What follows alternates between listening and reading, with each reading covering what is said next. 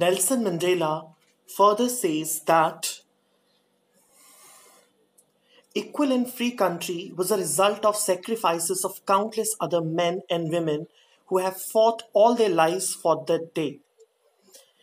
Nelson Mandela wishes if he could thank them all, but unfortunately, they didn't live to see the result of their courage. Nelson Mandela gathered his courage and power from all these people and thus wishes to make them proud. The oppression policy scared many people and it will take a long time for them to move on. Nelson Mandela mentioned that this hard time had its negative impacts, but it also exposed a lot of strong and courageous men who stood up and raised their voice. Thus, it required that level of unjust treatment to produce such great heroes. South Africa, he says, is rich in minerals and gems, but its greatest strength lies in its people. Nelson Mandela gained his strength to stand against the wrong from all the great nationalists he mentioned, who have even risked their lives for freedom and tolerated ill treatment, but never stopped fighting. He learned that courage didn't mean the absence of fear, but the ability to overcome fear. The man who overcomes his fear is called brave.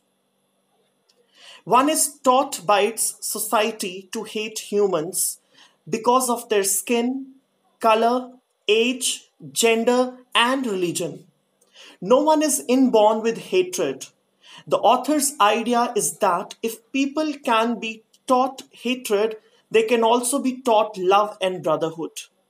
In the most testing times in prison, when they were being treated brutally, Mandela would see a pinch of humanity and kindness in one of the guards, and that was enough to keep him going.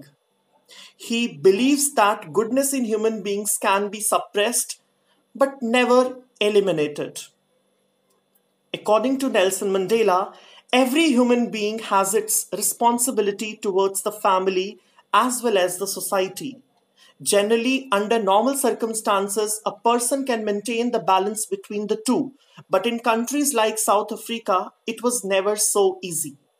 When a person of color would come up for his society, he would be arrested and taken away from his family, thus keeping them from fulfilling both responsibilities. In the beginning, Mandela did not put his people over his family, but it was only later when he realized that in order to be there for his people, he was compromising his duties towards his own family.